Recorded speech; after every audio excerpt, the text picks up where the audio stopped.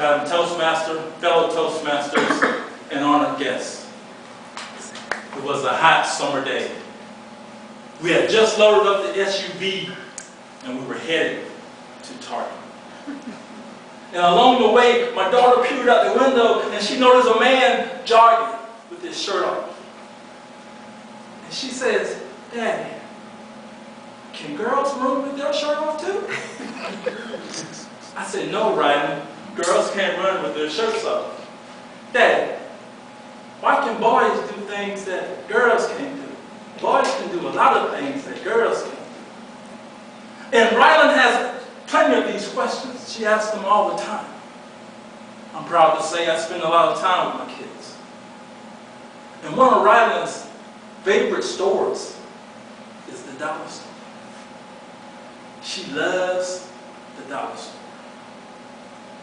And I think I like it more. Because when I go in the dollar store, it's one of those few times that I feel like money is no option. And me and Rylan, we have a pre-designated agreement where she can only get 2 items. And on special occasions, like her birthday, Christmas, she can get 3. And when Rylan gets 3 items, she gets so excited, she starts to utter, "Thank you, Daddy. Thank you, Daddy. I love you, Daddy." And it's those moments when I realize the power of the dollar store. With that, the dollar store is my main bargaining chip. I learned the bargain chip technique from my parents. And their bargaining chip was the county fair. When the fair wasn't in town, it was a switch. But Fair Day, the event wasn't really the most memorable thing for me. The most memorable thing for me was the preparation and the journey to the fair. I can remember on Fair Day getting out of school, the bell would ring at 2:45. Kids would be scattered all over the place, running to get to the buses, and everyone would sit down and be quiet. On a normal day, kids would be in class, in the bathroom, everywhere but where they should be. On the way home, everyone was happy and excited, talking about what they were going to do at Fair Day, what they were going to wear, who they were going to see. I didn't understand the part about what they were going to wear, because I knew what I was wearing. The same thing I had on. When we arrived home, or when we got to my turn, we say, it's really, I'll stop, but we said my turn. I would run home as fast as I could, because I had all these chores to do. I had to slop the pigs, get the clothes off the line, dump the trash, watch Gilligan Island, Bill Donahue, and Flipper, all before my parents got home. So I finished my chores quickly as I could, and I sat on the couch with my sister and brother. And as we sat there on the couch, waiting for our parents' arrival, I could hear the dual exhaust when my dad pulled up in the yard. And that sound made me so excited. Dad got out of the car, they closed the doors. And I could hear his keys clanking as he reached the door knob, and he turned and opened the door. And at that moment, I got so excited, I lost control of my faculties. And water just started to flow. In other words, I peed my pants. But I knew better than to report that to Mom, because I didn't want to spoil the magic of Fair Day. So I took it upon myself, and I developed a contingency plan. And what I did was I took the wet underwear off, and I threw it in the back of the closet. I couldn't change my pants because Mama would start asking questions. Kept the pants on. Soon it was time to go to the fair. We jumped into the back of my dad's Pontiac Catalina. And we all crammed in the back. We were sitting so close to each other, I could smell the peanut butter on my brother's breath. And I imagine he could smell the peanut butter on my breath and the pee on my pants too. After traveling about 27 miles, we finally reached the fair. And my dad, he was always about saving money. And I think that's where the Dollar Tree came in. But Dad didn't park at the fair because they charged $5. He parked a mile away at the grocery store, and we made the walk from the grocery store to the fair. By the time we reached the entrance, I was tired and thirsty.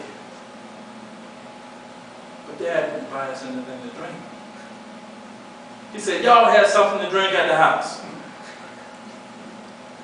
When we reached the fair, we looked in the air, there were lights everywhere, and we could see in the distance that grand Ferris wheel, that ride that I was so frightened by. I would never ride it as a kid. But as we walked into the fair, we walked in side by side.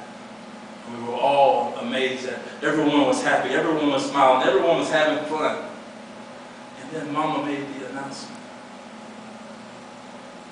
Y'all can either have candy apple or cotton candy. Here we are, smelling all these delicious foods. The Polish sausage, the funnel cakes. All those smells combined together in the air. I think that was the smell of animals in it too. But I think the food overweighed that. We went into the fair. Dad went to the ticket booth and he bought a big roll of tickets. And me and my brother, we started to discuss which ride we would ride first. And we got so loud and we kept going back and forth till Dad said, y'all shut up! And then we got quiet and regathered ourselves. And we went on into the fair. And we rode the roller coasters. We rode the spider. And that was my experience of the fair as a kid. But things changed. When I became an adult, the fair lost its sparkle. Things that amazed me as a kid irritated me as an adult. Remember when I said that as a kid I couldn't eat that much because my parents didn't buy that much food? Well, as an adult, I could buy all the food I want. So I tried everything. And guess what? It didn't agree with me. So, now you know at the fair there's a line everywhere. I mean everywhere. So I had to go wait in line. And I'm going to tell you, it was difficult to control myself as an adult. But I thought back to that day as a kid, and I said, Calvin, no repeat performances. But later, as an adult, while I was trying to impress a young lady,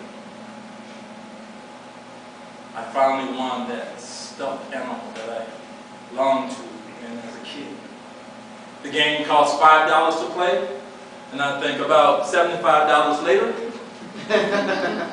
I had a stuffed bear. And I was so proud, I didn't even think about the money. Not until it was time to get gas. The other thing I did as an adult, because I really liked this young lady, she wanted to ride the Ferris wheel. So she said, do you like riding the Ferris wheel? I said, sure, I like it. So we jumped on the Ferris wheel. And you know, on the Ferris wheel, they load the bottom, then they turn it up to the top. And then it stays up there. So we were up there in a holding pattern. And I started to get kind of scared, you know. She says, why are you shaking, Cal? I said, oh, I'm just cold. So she hugged me. But I made it through the ride. And I think because of what I did that night, I won her heart. Because, yes, I was out of $75. Yes, I took a risk getting in the Ferris wheel. But I ended up getting a kiss on the cheek at the end of the night. I made it to first base. The county fair is a great experience. Great experience for kids, a great experience for adults. So if you have young kids, a young family, I encourage you to expose them to the tradition of the county fair. Mr. Toastmaster.